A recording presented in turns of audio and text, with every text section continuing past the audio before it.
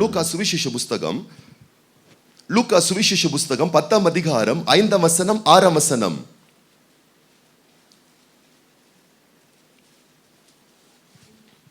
ஒரு வீட்டில் பிரவேசிக்கிற போது இந்த வீட்டுக்கு சமாதானம் உண்டாவதாக என்று முதலாவது சொல்லுங்கள். சமாதானத்தை சொல்லுறாங்க. அந்த வீட்டுல என்னது? ஆமா, நான் கூட உங்க வீட்டுக்கு வந்தேன்னா அதான் சொல்வேன். நீங்க கூட என்கிட்ட வந்தீங்கன்னா அதுதான் சொல்வேன். கர்த்தர் உங்களை ஆசீர்வதிப்பார். உங்களுக்கு சமாதானம். நீங்கள் ஆசீர்வாதமாய் இருப்பீர்கள், நீங்கள் நன்றாய் இருப்பீர்கள், நீங்கள் வாழ்ந்திருப்பீர்கள். வாழ்க சமாதானம். இப்ப நம்ம என்ன பண்ணுவோம்? எஸ், ஆமென், அல்லேலூயா. பக்கத்துல பார்த்து சொல்லுங்க, கோச்சிக்காதீங்க. அப்படிலாம் சொல்றதுனால வந்து பழிச்சிடாது. எப்ப பழிக்குதான்? அடுத்த வசனம். சமாதான பாத்திரன் அங்கே இருந்தால் நீங்கள் கூறின சமாதானம் அவனிடத்தில் தங்கும். இல்லாதிருந்தால் அது உங்களிடத்திற்கு திரும்பி வரும்.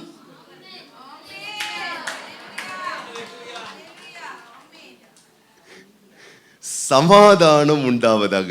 ஆண்டவர் ஒவ்வொரு நாளும் உங்களை பிளஸ் பண்றார். ஊழியக்காரர்கள் மூலம் பிளஸ் பண்ணுவார், வார்த்தையின் மூலம் பிளஸ் பண்ணுவார். பரலோகம் உங்களை பிளஸ் பண்ணும்.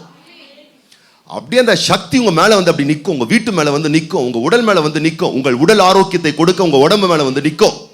உங்க பொருளாதாரத்தை பிளஸ் பண்ண உங்க ஃபைனான்சியல் லைஃப் மேல வந்து நிற்கும். உங்க வீட்டை பிளஸ் பண்ண வீட்டு மேல வந்து நிற்கும். பாத்திரவான் அதை பெற்றுக்கொள்வதற்கு நான் எந்த அளவுக்கு ஆண்டவருடைய வார்த்தை அவர் சொன்னதை நான் ஒபே பண்றேன் பண்ணா அப்படியே வந்தது பழிக்குதான். அப்படியே உங்க மேல வந்து அது நிக்குதான். அது அப்படியே உங்க லைஃப்ல வந்து பிராக்டிக்கல் லைஃப்ல அந்த பிளெஸிங்ஸ் வருதான். வீட்டுல சமாதானம், வெளியில சமாதானம், ஃபைனான்சியல்ல சமாதானம், எல்லாவற்றிலும் ஆசீர்வாதம் உங்க வாழ்க்கையில தங்கி தாபரித்து அதை கரை புரண்டு ஓடி உங்க வாழ்க்கையில ஆசீர்வாத நதி போல ஓடிட்டு இருக்கும். கேட்டுக்கிட்டே தான் இருப்போம். ஆசீர்வாதம் ஆசீர்வாதம் சொல்லிக்கிட்டே தான் இருப்போம். அது என்ன ஆகலையா? பெரிய பலனை கொடுக்கறது இல்லை. நடைமுறைப்படுத்தும் பொழுது, ஆண்டவருடைய வார்த்தைக்கு செவி கொடுக்கும் பொழுது, கர்த்தர் சொன்ன வார்த்தையை பிராக்டிக்கல் லைஃப்ல கொண்டு வரும் பொழுது நம்முடைய நல்வாழ்வு ஆசீர்வதிக்கப்படுது. அல்லேலூயா. இன்னைக்கு நான் சொல்றேன், உங்க மேல ஒரு பெரிய ஆசீர்வாதத்தின் வல்லமை, ஒரு ஒளி வட்டம் போல உங்க மேல வந்து அது அப்படியே ஒரு மேகஸ்தம்பமாய் அது காணப்படுகிறது. அப்போ என்ன நடக்குது? ஆண்டவர் அந்த ஆசீர்வாதத்திற்கு பாத்திரவான என்னை மாற்றும். நான் கீழ்ப்படுகிற நம்முடைய வார்த்தைக்கு. நான் சொல்லுகிறேன், ஒவ்வொரு விஷயங்களை நீங்க ஆண்டவருடைய வார்த்தைக்கு கீழ்ப்படிய அதற்குள் இருக்கக்கூடிய ஒவ்வொரு ஆசீர்வாதங்களை நீங்கள் பெற்றுக்கொண்டே இருக்கிறீர்கள். நீங்க ஆண்டவரை நோக்கி, அதான் சொல்றேன், உலக மனுஷங்களை பார்க்காதீங்க. அவங்க ஜெபிக்கிறாங்களா? நல்லா தானே இருக்கிறாங்க. நான் என்ன ஜெபம் பண்ணுமா? மற்றவங்களை பார்க்காதீங்க. அவங்க இன்னைக்கு ஜெபிக்காம இருக்கிறதுனால அவங்க வண்டி ஓடுது. ஜெபிக்கல ஆனா வண்டி நல்லா ஓடுது நீங்க நினைச்சுக்கிட்டு இருக்கீங்க. அது என்னைக்கு கழண்டி விழுந்து உங்களுக்கே தெரியாது. மற்றவர்களை பார்க்காதீர்கள், நீங்கள் கர்த்தரை பாருங்கள்.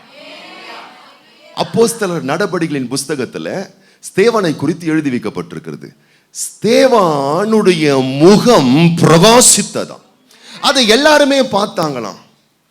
ஏன் இவன் முகம் பிரகாசிக்குது அப்படின்னு பார்த்தா வசனம் சொல்லுது, இவன் முகம் அவரை பார்த்து கொண்டிருந்ததா. அப்ப நான் சொல்றேன் நல்ல கவனிங்க, இந்த உலகமே உன் ஆசீர்வாதத்தை பார்த்து வியக்கணும்னு சொன்னா உன் முகம் அவரை நோக்கி பார்க்க ஆரம்பிக்கணும். அவருடைய வார்த்தையை நோக்கி பார்க்க ஆரம்பிக்கணும். அவருடைய வசனத்தின்படி வாட ஆரம்பிக்கணும். செஞ்சு பாருங்க, பூமியின் ஜனங்களை பார்க்கிலும் நீங்க அதிகமாய் ஆசீர்வதிக்கப்படுவீர்கள்.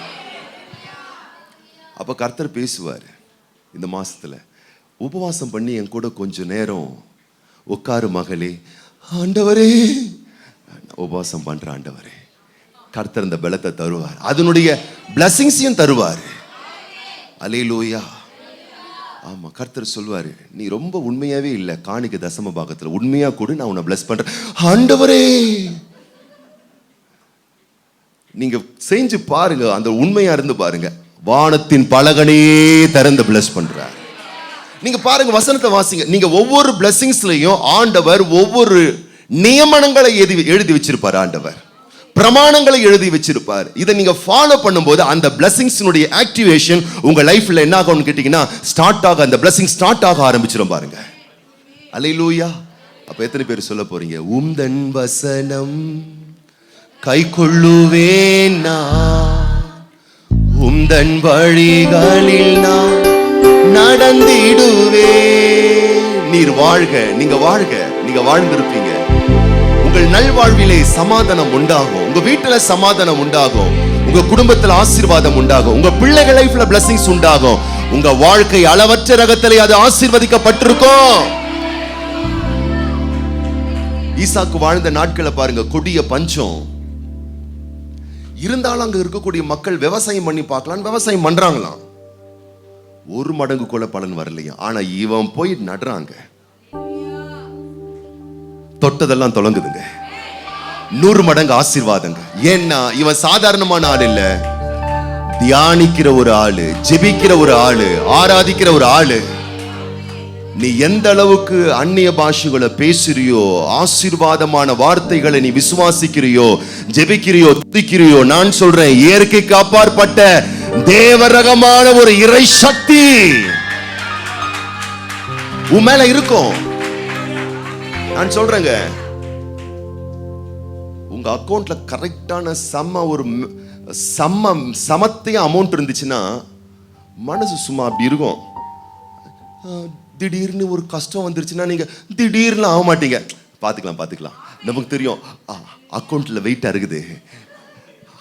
அதுதான் நான் சொல்றேன், ஆண்டவருடைய வார்த்தைக்கு ஒபே பண்ணி உங்க புண்ணிய கணக்கு, ஜெப கணக்கு, கர்த்தரை கனப்படுத்துற காணிக்க கணக்கு, தசமபாகம் கணக்கு, உபவாச கணக்கு, உத்தம கணக்கு, ஒழுக்க கணக்கு கரெக்டா இருந்ததுன்னு வச்சுக்கொள்ளுங்களேன். இது எப்ப திரும்ப வெளிப்படும்? ஆபத்துல வெளிப்படும். உனக்கு தெரியாது, திடீர்னு ஒரு ஆபத்து வரும். பிளஸிங்ஸ் பார்க்கும், அந்த சார்ட்டை டிரான்சாக்ஷனை பார்க்கும். டிரான்சாக்ஷன் பக்காவா இருக்கு, ஹெவியா இருக்கு, கெத்தா இருக்கு. இங்க இருந்து அப்படியே வரும் அந்த பிரச்சனையில. என் பிள்ளை ஆண்டவர் போட்டு வச்சிருப்பார், உபவாசம் அப்படின்னு போட்டு ஒரு அக்கௌண்ட் வச்சிருப்பார். ஜபம், காணிக்கை, தசம பாகம், கீழ்ப்படிதல், சபை கூடி வரவு, வார்த்தைக்கு கீழ், இப்படிலாம் போட்டு வச்சிருப்பார். என் பிள்ளை எல்லாத்துல 100 மார்க், 100. இப்ப இந்த பக்கம் வருது பிரச்சனை, லாரி ஆக்சிடென்ட்னு, ஹார்ட் அட்டாக்கு, பக்கத்து வீட்டுக்காரமா வைக்கிற சூனியம், இந்த மந்திரம், இந்த சவால் வரும் பாருங்க. ஆண்டவருடைய வல்லமை இறங்கி வந்து உங்க டிரான்சாக்ஷனை பார்க்கும். லாரி விபத்து மோத வந்தா இந்த பிளஸிங்ஸ் அங்க போய் லாரிய காலி பண்ணும். பக்கத்து வீட்டுக்காரன் சூனியம் பண்ணானா அவன் சூனியமாயிருவான். உன்னை ஏமாத்த நினைக்கிறவன் அவன் நஷ்டம் அடைஞ்சிருவான். எத்தனை உதாரணங்கள் உங்களுக்கு வேணும்? இப்படிதான் பிளஸிங்ஸ் ஆக்டிவ் ஆகுது உங்க லைஃப்ல. பக்கத்துல பார்த்து சொல்லுங்க, ஜீரோ பேலன்ஸ் வச்சுக்கிட்டு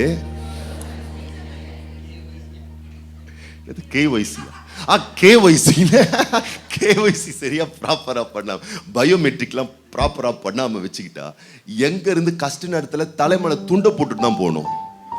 பக்கத்துல தொட்டு சொல்லுங்க, புண்ணிய கணக்கை கரெக்டா வச்சுக்கோங்க, உபவாச கணக்கை கரெக்டா வைங்க, வசனத்துக்கு கீழ்ப்படுகிற கணக்கை கரெக்டா வைங்க, காணிக்க தசமபாக கணக்கை கரெக்டா வைங்க, கர்த்தருக்கு பயப்படுற கனப்படுத்துற கணக்கை கரெக்டா வைங்க. ஆச்சரியப்படுவீர்கள். உன் ஆபத்தில், உன் தேவையில், உன்னுடைய எல்லா விதமான சூழ்நிலையில் இந்த பிளஸிங்ஸ் வந்து உன்னை அழகா சேவ் பண்ணும். ஆகவேதான் அந்த ஐஸ்வர்யத்தை சம்பாதிக்கிறதுக்கு அவர் பலத்தை கொடுக்கிறாரு, வசனத்தை கீழ்ப்படிய கிருபையை தராரு, வார்த்தையின்படி வாழ ஆற்றலை கொடுக்கிறாரு. அதை பெற்று ஜீவிப்போமே. ஆனால் இந்த மாதம் நான் சொல்லுகிறேன், நீங்கள் வாழ்க, உங்கள் வீடு சமாதானத்தால் நிரப்பப்படும், உங்க வாழ்க்கை சமாதானத்தால் நிரப்பப்படும், உங்க ஒட்டுமொத்த லைஃப்ல ஆசீர்வாதம் அது மழையாய் நதியாய் உங்கள் மேல் பரவும், பொழியும்.